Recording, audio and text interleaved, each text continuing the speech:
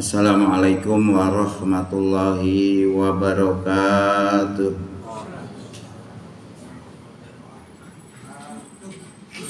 Alhamdulillahirabbil alamin wa bihi nasta'in ala umurid dunya waddin. Wassalatu wassalamu ala asrofil anbiya'i wal mursalin wa ala alihi wa sahbihi wa sallim ajma'in, amma ba'du. Bapak Ibu jamaah Masjid An-Nur Bunalar, syukur alhamdulillah di pagi hari ini kita bisa hadir untuk sholat subuh berjamaah yang dilanjutkan dengan kultum dalam rangka menambah wawasan keislaman kita sekaligus menambah mantapnya keimanan kita. Mudah-mudahan kehadiran kita di pagi ini diterima sebagai amal soleh di sisi Allah Subhanahu wa Ta'ala. Di pagi hari ini kami akan sampaikan Al-Quran surat 23 Minun 1 sampai selesai, yang berbicara tentang indikator iman, yang di sini banyak sekali dirinci bagaimana seharusnya orang-orang yang beriman itu melakukan amalan-amalan sesuai dengan apa yang dikehendaki oleh Allah Subhanahu wa Ta'ala. Di dalam Quran disebutkan, A'udzubillahi minasyaitonirrajim, bismillahirrahmanirrahim. Qad aflahal mu'minun, yakti temen aflaka untung bejo sapa al mu'minuna wong sing padha iman. Jadi ini disebutkan oleh Allah, orang beriman itu beruntung. Memang betul, kalau kita selidiki dalam Quran itu nanti yang masuk surga itu ya orang iman takwa. Justru bukan kelompok, bukan golongan. Kalau kita membahakan golongan bisa jatuhnya kepada syirik. Wala takunu minal musyrikin, dalam Quran disebutkan begitu. Minal ladzina farraqu dinahum wa kanu syi'a kullu hizbin bima ladaihim farihun. Yaitu orang yang memecah belah agama menjadi beberapa golongan. Tiap golongan merasa bangga dengan apa yang ada pada diri mereka. Nah, ini termasuk syirik. Maka Allah katakan ini tepat sekali, beruntung. Bahkan orang yang beriman itu adalah orang yang paling bahagia. Karena apa? Karena hidup manusia itu tidak selalu sesuai dengan keinginan kita. Kita kepengen sesuatu yang menurut anggapan kita baik, tapi belum tentu tercapai. Lah yang bisa mengatasi persoalan-persoalan itu adalah orang beriman. Karena di dalam sebuah keterangan atau hadis itu, orang beriman itu kalau mendapatkan sesuatu yang dianggap baik itu bersyukur. Tapi kalau tidak, mereka bersabar. Lah yang bisa begini ini orang beriman. Kalau tidak beriman tidak bisa. Contoh saja Profesor Ehrenfest itu sudah sering saya sampaikan juga. Orang kaya raya tidak kekurangan apapun. Secara teoritis orangnya orang bahagia. Tapi persoalan lain muncul. Anaknya tidak pinter. Nah, karena tidak pinter ini dia menjadi malu. Akhirnya jalan keluarnya apa? Ditembak kepalanya anaknya.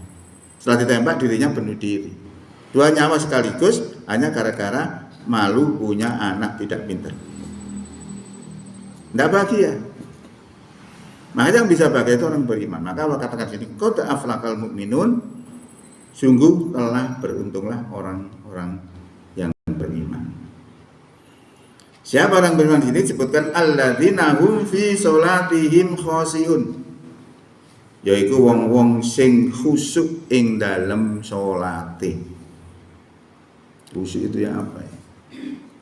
Khusyuk apa tangannya kayak sebelah kiwa atau tengen gitu, atau di bawah pusar atau di atas pusar gitu.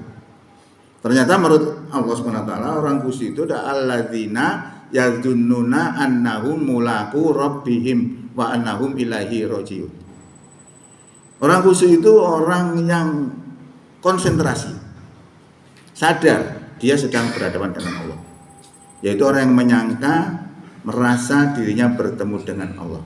Alladzina yadzunnuna annahum mulaku rabbihim wa annahum ilaihi rajiun, dan dia merasa akan kembali kepada Allah. Jadi sadar. Memang kalau orang tidak konsentrasi itu ya banyak sekali. Saya itu kadang-kadang naik sepeda itu ya. Saya jalan, saya mau kemana ya tidak tahu, saya lupa. Baru eling. Itu namanya konsentrasi. Kalau sadar konsentrasi. Nah ini orang beriman itu begitu. Sholatnya khusyuk. Nah, kita bicara khusyuk itu memang agak lama. Siapa Ali bin Abi Thalib itu pernah kena panah wabat. Mau dicabut tidak boleh. Tunggu sholat. Nah ketika sholat konsentrasi tinggi, khusyuknya tinggi, suruh cabut, tidak terasa apa-apa. Nah itu gambaran-gambaran seperti itu. Nomor 1 adalah sholatnya khusyuk. Walladzina hum 'anil lagwi mu'ridun. Nomor 2 adalah orang itu terhadap sesuatu yang lagho mu'ridun, berpaling dari perbuatan-perbuatan yang tiada berguna. Jadi apa yang dilakukan orang beriman itu selalu memberi manfaat, tidak sia-sia. Misalnya kalau kita begadang misalnya jam 10 bengi sampai subuh ya tidak bermanfaat bagi orang beriman.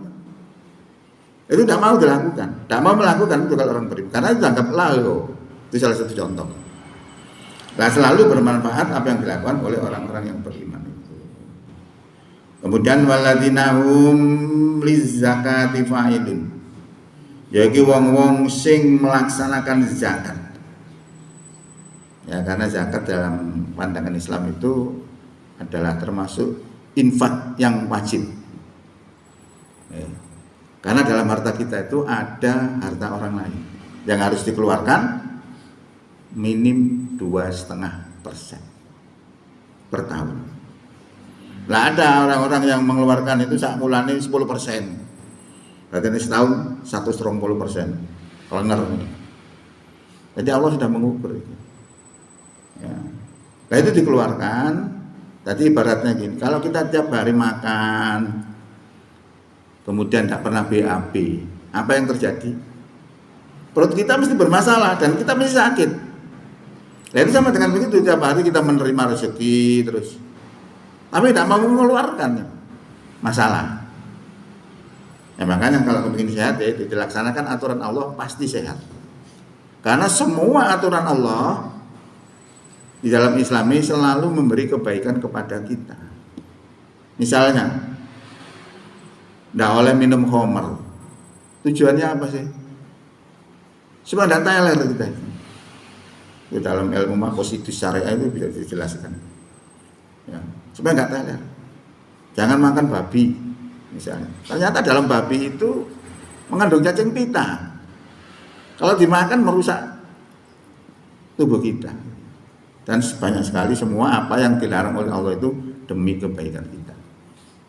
Oleh karena itu kalau begitu Allah itu luar biasa kasih sayangnya kepada kita. Nah zakat tadi. Kemudian walladzina hum li furujihim hafizun. Yaiku wong-wong sing terhadap farjine hafizun iku njogo. Jadi farjinya dijaga agar tidak berhubungan dengan apa yang dilarang oleh Allah Subhanahu wa taala. Ini ciri orang beriman. Illa kejaba ala aswajihim ing atase bojo-bojone. Au ma malakat aimanuhum utawa ing atase budak-budak. Nah, budak-budak itu bukan pembantu rumah tangga itu bukan. Ya. Budak itu kalau zaman dulu itu kan orang-orang yang dirampas hak kemerdekaannya bisa dijual belikan. Tapi budak yang di sini itu dimaksudkan adalah budak-budak rampasan perang. Oke, budak itu macam-macam. Nanti budak rampasan perang termasuk ini harta ghanimah. Wanita termasuk harta ghanimah juga dalam harta ghanimah, harta rampasan perang. Nah kecuali kepada istrinya dan budak-budak yang mereka miliki itu fa innahum moko sak temene dhewek kabeh iku ghairu malumin ora tercela.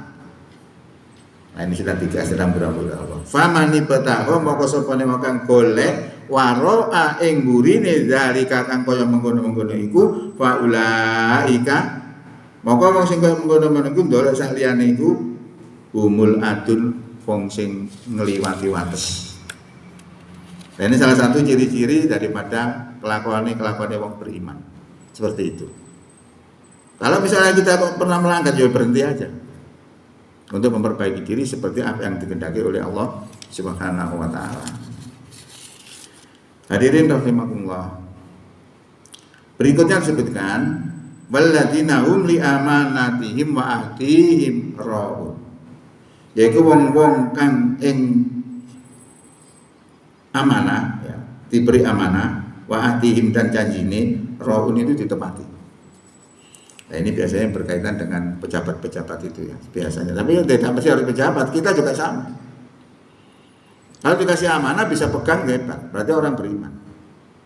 Nah sekarang ini banyak orang-orang disumpah pakai Quran, yang blendes, mesti melanggar. Itu banyak sekali.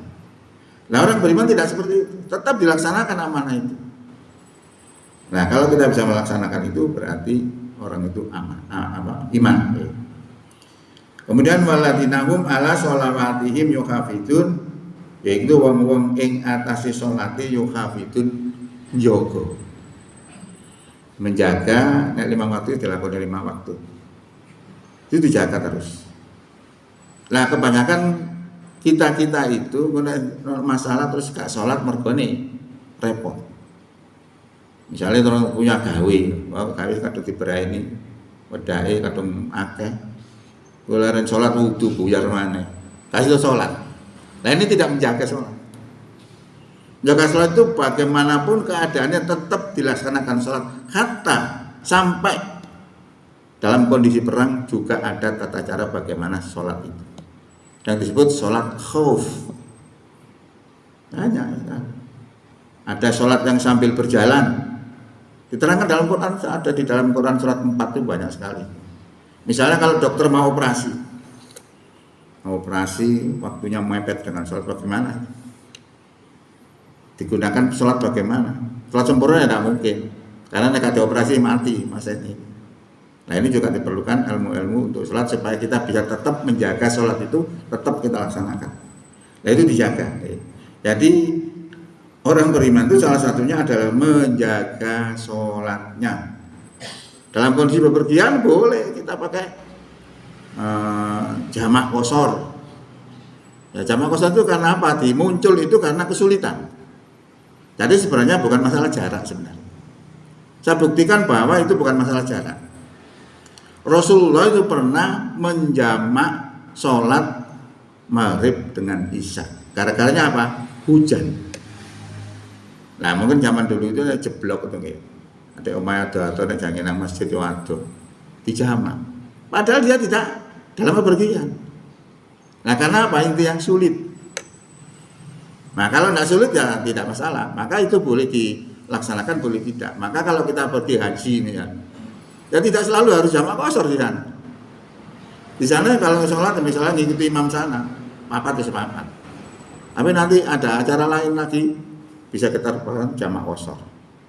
Jadi intinya menjaga sholat ini kita harus juga mengerti ilmu-ilmu itu, kapan kita laksanakan jamak, qashar dan sebagainya. Artinya menjaga. Ulaika wong sing kaya mengkono-mengkono iku humul warisun, yaiku wong-wong kang mewarisi alladzina, yaiku wong-wong sing yarisunal firdaus, mewarisi surga firdaus. Hum fiha dheweke kabeh ing dalam surga firdaus tadi khalidun padha langgeng. Jadi mereka kekal di dalamnya. Nah, ini gambaran-gambaran indikator orang beriman secara rinci banyak sekali. Nah sebenarnya ini untuk membangun iman kita ya melalui begini indikator-indikator ini. Kita cocokkan diri kita dengan kemauan Allah kayak apa. Contoh salah satu ayat, saya tambah satu ayat aja, tapi paling 1 menit ini. Orang beriman itu ya apa sih? Kalau diseru kepada aturan Allah, itu adalah ada dalam Quran surat berapa? Innama kana qaulal mu'minina idza du'u ilallahi wa rasulihi liyahkuma bainahum ayyaqulu sami'na wa ata'na. Sesungguhnya ucapan orang beriman apabila diseru kepada aturan Allah dan aturan Rasulullah supaya menghukumi antara mereka itu ayyaqulu sami'na wa ata'na, bahwasanya mereka mendengar dan taat. Ayyaqulu sami'na, kami dengar dan kami taat. Bukan kami dengar dan kami durhaka. Tidak, tapi ayyaqulu sami'na wa ata'na. Nah, ini adalah gambaran Allah memberikan gambaran kepada kita, maka kita terhadap aturan Allah itu wis kon manut. Nah, manut itu juga ada aturan-aturan lagi, misalnya kita menghadapi kesulitan pakai hukum yang lain. Supaya kita melaksanakan itu dalam kondisi apapun, karena walaupun Allah itu melarang misalnya, kemudian kita langgar, tapi kondisinya terpaksa, jadi tidak berdosa. Seperti makan babi itu kan tidak boleh, tapi terpaksa boleh. Nah, jadi kita harus memahami hal-hal seperti itu. Mudah-mudahan apa yang kami sampaikan ini bisa menambah wawasan kita, juga bisa memotivasi kita untuk meningkatkan keimanan kita, karena iman ini yang akan mengantarkan dengan izin Allah ke dalam surga yang kita cita-citakan selama ini. Demikian, bila taufiq wal hidayah. Wassalamualaikum warahmatullahi wabarakatuh.